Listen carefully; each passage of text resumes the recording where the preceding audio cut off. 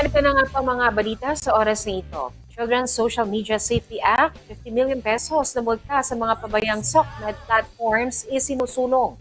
Inihain ng mga leader ng Kamara ang House Bill No. 9965 o ang Proposed Children's Social Media Safety Act na naglalayong patawan ng hanggang 50 milyong pisong multa ang mga social media platforms na mabibigang magpatupad ng child online safety standards. Ang panukala ay pinangunahan ni na Isabela 6th District Representative Faustino Bojiti III at Majority Leader Ilocos Norte 1st District Representative Sandro Marcos. Isinusulong ang batas kasunod ng naganap na shooting incident sa isang paaralan sa Tacloban City kung saan sangkot ang dalawang mag-aaral na nasa grade 9 na edad 14 at 15.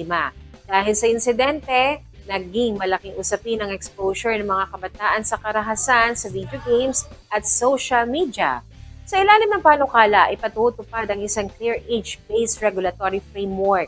Mahigpit na ipagbabawal ang paglikha at paggamit ng social media accounts sa mga batang edad 12 pababa. Obligado ang mga tech companies na maglatag ng reliable age verification systems at agad na ma-disable ang mga prohibited accounts.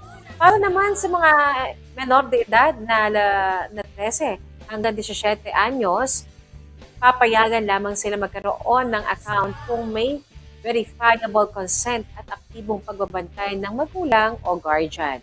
Mandato rin sa mga platform na bigyan ang mga magulang ng supervision tools tulad na lamang ng pag-monitor ng online activity, privacy settings at pagtatakda ng screen time limits. Hihigpitan din ng panukala ang regulasyon sa mga algorithms upang maiwasan ang pagrerekomenda ng mga mapanganib na content, manipulasyon sa mga bata at pagpapakita ng mga misleading o artificially altered content gaya ng deepfakes. Ipagbabawal din ang hindi otorisadong pangongolekta ng biometric at sensitibong personal na data ng mga bata. Kakaharapin naman ng mga lalabag na kumpanya ang mabibigat na parusang administratibo. Ang hindi pag-aksyon sa pagpapasara ng mga ipinagbabawal na account ay may multang 5 milyong piso hanggang 10 milyong piso.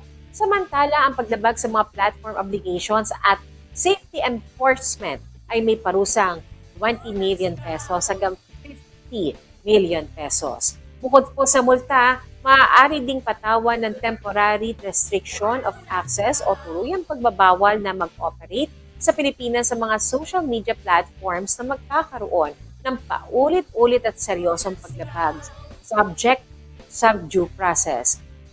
Ang Department of Information and Communications Technology o DICT ang siyang makatatanggap ng mga regular na transparency reports mula sa mga kumpanya.